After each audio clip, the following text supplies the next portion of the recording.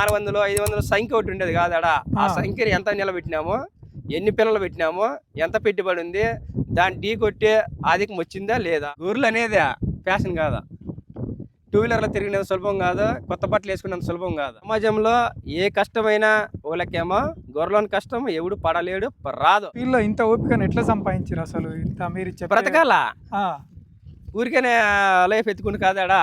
Life బ్రతికిస్తే తల్లిదండ్రుల పేరు తెస్తే అప్పుడు ఒక విలువ.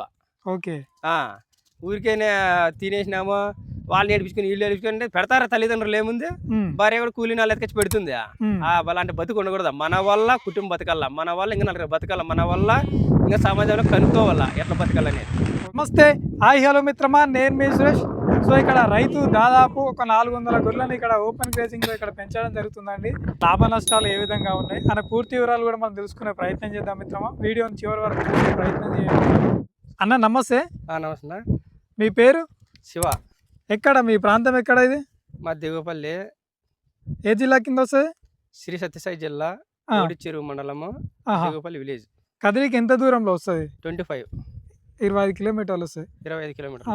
ఎన్ని సంవత్సరాల నుంచి మీరు గొర్రెల? 15 సంవత్సరాల నుంచి చేస్తాను. 15 సంవత్సరాలు. అంతకుముందుకు ఏం చేసేది నార్మల్గా? అంతకుముందు మనకి చదువు 10th క్లాస్ అయిపోయినప్పుడు ఇంకా మనకి ఏదైతే సెలెక్ట్ అనుకుంటున్నామో, వ్యవసాయం అంటే కొంచెం అనుభవం తక్కువ, గొర్రెలు కావాలి అనేసి నా ఉద్దేశంతోనే, నా ఇష్టపూర్వకంగా నేను మేపుకున్నాను. ఓకే. నేను స్టార్టింగ్ ఎక్కినది ఓన్లీ 20 గొర్రెలే. 20 గొర్రెలు? 20 గొర్రెలు తుంచినే. ఇప్పుడు 400 ఉన్నాయి. 400 గొర్రెలు ఉన్నాయా? 400 ఉన్నాయి. ఇంటికాడ పిల్లలు ఇంకా దండి కూడా. ఓకే. మరి ఎంతమంది మేపుతూ ఉంటారు వీటిని? నేను, నా భార్య, మా డాడీ. ఓకే. మా పిల్లలు హాలిడేస్ వచ్చినప్పుడు వస్తారు, సహాయం చేస్తుంటారు. సహాయం చేస్తాం. ప్రస్తుతానికి అయితే ఇప్పుడు మీరు ఇద్దరే మెయింటైన్ చేసేది. ఇన్ని గొర్రెలు తిరగాలన్నా కూడా బయట ల్యాండ్ ఇట్లా బాగుండాలి కదా, మరి ఎట్లా? మామూలు అలవాటు చేసుకోవాల్సిందే. వర్షం వస్తే ఎక్కువ ఇబ్బంది, మేతలు లేకుండా ఎండాకాలం ఎక్కువైపోతే ఎక్కువ ఇబ్బంది. ఓకే. మామూలు ఇలాంటి టైంలో అయితే ఏమి అంత ఇబ్బంది ఏముండదు. ఏముండదు. మరి ఇప్పుడు వర్షాలు కూడా లేవు, భూమి పైన పసుక కూడా లేదు కదా, అంతగా ఎట్లుంది మరి పరిస్థితి? అంటే అంత ఎక్కువ ఉండే కూడా దీనికి రోగాలు ఎక్కువ వస్తాయి. ఓకే. లైట్గా ఉండి ఇంత మటుకు ఉన్నా కూడా గొర్రె కడుపు నిగం వేసుకుంటే గొర్రె బాగా అనిపిస్తుంది. ఎక్కువ జడి పట్టుకొని, ఎక్కువ వర్షం పడి, పురుగు ఎక్కువ పడిపోయి, మేత ఎక్కువే, గొర్రె ఎక్కువ నానడం వల్ల ఆ గొర్రె ఏమైతే డ్యామేజ్ ఎక్కువ అవుతుంది. ఇంటు పడడము, కాలు ఉప్పలం కావడము, మొసర్లు ఎక్కువైపోవడము, అలాంటివన్నీ జరుగుతుంటాయి. మరి వాటి రోగాలు తగ్గట్టు కూడా మెడిసిన్, మెయింటెనెన్స్ అవన్నీ ఉండాలి. ఖచ్చితంగా వ్యాక్సిన్ వేసుకుంటా. ఈటీ వేస్తా, పీపీఆర్ వేస్తా, బ్లూటింగ్ వేస్తా, ఎఫ్ఎండి వేస్తా, హెచ్ఎస్ వేసుకుంటా. టైం బట్టి మూమెంట్, టైం బట్టి. ఇలాంటి వాతావరణం అయితే ఏం అవసరం లేదు. ఎట్లా మెయింటెనెన్స్ విషయానికి వస్తే దొడ్డే 10 సెంట్లు జాగా ఉంది, దాంట్లో వేసుకుంటాం. పోయి సరిపోతా మరి ఇంత పెద్ద మొత్తం మెయింటైన్ చేయాలంటే? 10 సెంట్లు ఈజీగా. ఇక్కడ రైతులు గానీ మనకి సహాయం చేస్తారు, ఎండాకాలము పరిగిళ్ళు ఇస్తారు. ఇప్పుడు వర్షాకాలం, ఎండాకాలం ఈ గొర్రెలు, గొర్రె పట్టెల పెంపకం అనేది ఏ విధంగా ఉంటుంది అసలు? మేపుకోవాలి. ఎండాకాలం అయితే మేత ఖచ్చితంగా ఉండాలి, బాగా నీళ్లు, మేత, ఫుడ్, మందు బాగా వాడుకోవాలా. మంచి శక్తి రాల, బలం రాల మనం అమ్ముకోవాలనుకుంటే. మనం సాకునే గొర్రెలు కాబట్టి మామూలు చెని కట్టేసుకొని అంత ఓవర్ లేకుండా కూడా పెట్టుబడి తక్కువ పెట్టుబడితేనే మెయింటైన్ చేసుకోవచ్చు, తప్పేం లేదు. మరి ఇంకోటి ఏంటంటే, ఇప్పుడు చిన్న మొత్తంలో చేసి చూసింది ఒక ఎత్తు ఉంటుంది, పెద్ద మొత్తంలో చేసింది ఒక ఎత్తు ఉంటుంది. సో మరి అంత కష్టం కూడా ఎక్కువే ఉంటాయా ఈ ఫీల్డ్? కష్టం అనేది నైట్ తెల్లజాం కాడ ఇంత గుర్రెల మనం లేచి చూసుకోవాలి, పొద్దున్న ఇంత చూసుకోవాలి. ఎవరైనా బిజీగా ఉంటారో ఆడికి పోదాం వీటికి పోదాం అంటే అవ్వదు. దీనిలో వదిలిపోయే సంబంధమే లేదు.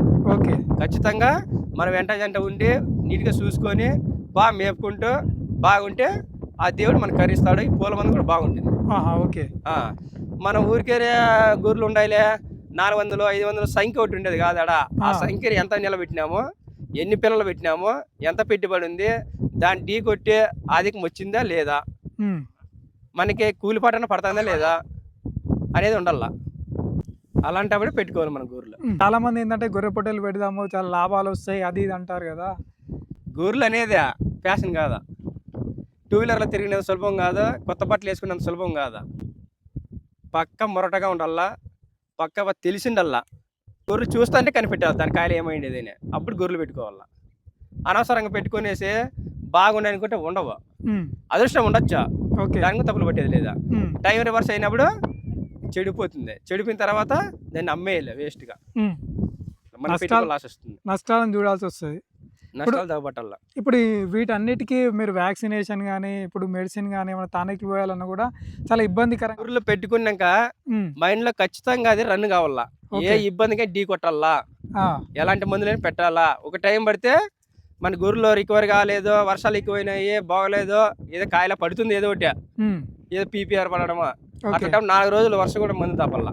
ఆహా, వర్షం పడతానే ఉంటుంది. ఉమ్, ఆ వర్షంలో కూడా మనం ఒకసారి పడుకొని నిలబెట్టుకుంటే ఇట్లా తప్పుడు మీలాంటి వాళ్ళు ప్రజలకి పబ్లిక్ చేస్తారు. ఎండాకాలం వచ్చాము మీరు ఏమైనా సమస్యలు ఫేస్ చేస్తుంటారా? దండిగా చేసినాము ఓకే. మనకి తెలియని వయసులో. ఇప్పుడంటే మనకేందో మీలాంటి వల్ల ఏదో చెల్లెల ద్వారా ఆ, మనకి పెద్దోళ్ళు ఇంకా ఉంటారు కదా, అనుభవం వాళ్ళు ఉన్న చెప్పడం వ్యక్తులు, వల్ల, ఆ. అనుభవం వల్ల ఓ రకంగా. ఇంతకు ముందు నేను చిన్నగా గొర్రెలు మేపినాడు, మాకు చెప్పోళ్ళు లేరు, ఇంత టెక్నాలజీ లేదా, ఓకే. చాలా పోగొట్టుకున్నా, ఉమ్, తెలియదు అనమాట. ఉమ్, ఉమ్, పారతంటే సింపుల్ గా తీసుకుంటామా, మళ్ళీ 3 పారతాయా సింపుల్ గా తీసుకుంటాం, లైట్ గా తీసుకుంటాం, మాత్రం వేస్తుంటామా. ఆ, ఆ 10 అయినప్పటికీ పారి గొర్రెల దుడ్డు అంతా ఇవి తొక్కేసి అటాక్ అవుతుంది మందంతా. ఆహా, అట్లా ఓకే. తప్పుడు వచ్చేసి 30 నెలల వచ్చే వాళ్ళు నిలిచిపోతాయి. అబ్బా, మళ్ళీ మనం మందు పెట్టే టయానికి గొర్రెలు చాలా ఆగడమైపోతాయి. ఆహా. గొర్రెకు ఒక్క రోగం వస్తే మిగతా అన్నిటికీ కూడా స్ప్రెడ్ అవుతుంది అంటారు కదా. ఖచ్చితంగా ఆ. గొర్రె లక్షణమే అదే, ఉమ్, గొర్రె లక్షణమే అదే. ఉమ్, ఒక్కసారి ఆ, ఈ గంజు తొక్కడం వల్ల, ఆ, ఆ పేడ తొక్కడం వల్ల, ఉమ్, నీళ్ళు ఒకదానికి ఒక టచ్ వల్ల, ఉమ్, కొత్త నీళ్ళు తాగడం వల్ల ఓకే. ఒక్కోదానికి ఒక రకంగా వస్తుంది. ఒక్కసారి 2 రకాల 3 రకాల రోగాలు కూడా కలిసి వచ్చేస్తాయి. ఆహా, అది కనుక్కోవాలా. కనుక్కోవాలి. బ్లూటెంగ్ ఒకసారి వస్తుంది, పీపేర 2 కలిసి కూడా వస్తాయి, ఉమ్. మనం చూసుకోవాలా. సో ప్రతిదీ మనము మన పర్యవేక్షణ ఉండాలంటారు. మన బ్రెయిన్ ఎంత స్పీడ్గా ఉంటే, మన ఓపిక ఎంత స్పీడ్గా ఉంటే ఏం పెద్ద లెక్కేం కాదు. ఆహా. మీ అనుభవంలో మీరు చెప్పే సలహా ఏంది అసలు? షెడ్యూల్లో కూడా పెట్టచ్చు, ఓకే. డబ్బు బాగుండాల, ఉమ్, డబ్బు బాగుండాలా. ఉమ్, డబ్బుకి మించిన పెట్టుబడి దాంట్లో చూసుకోవాలి. చూసుకున్న తర్వాత దాని అనుభవం ఉండాలి, అనుభవం ఉండాలి, పైన అవగాహన ఉండాలంటారు. ప్రతి ఒక్కటి. ఏదైనా ఇప్పుడు బండి 2 వీలర్ తోలేవాడు అయితే హైవేలో పో, 4 వేలు పో, 6 వేలు పో, సిటీలు పోతాడా, కొత్త నెక్కితే ఏమైతే యాక్సిడెంట్ పడిపోతాడు. యాక్సిడెంట్ ఇది కూడా అంతే. ఓకే.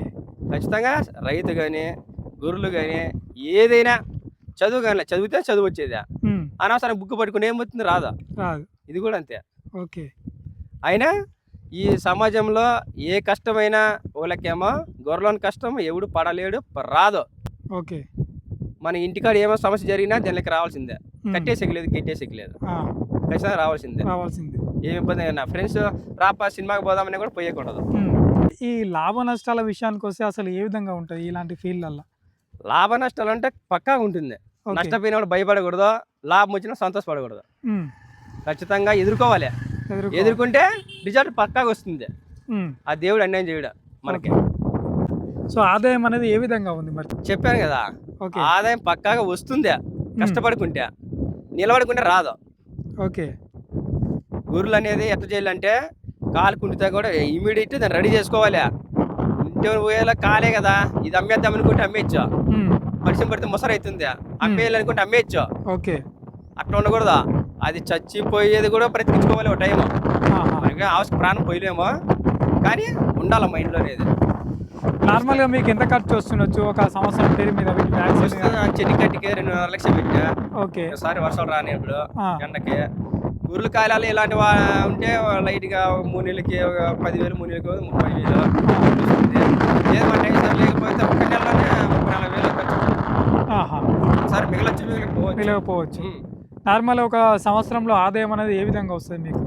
అంటే మనకైతే 10 లక్షలు వస్తుంది. 10 లక్షలు వస్తుంది. ఖర్చు అంటే తీసేసినాం కదా లేక?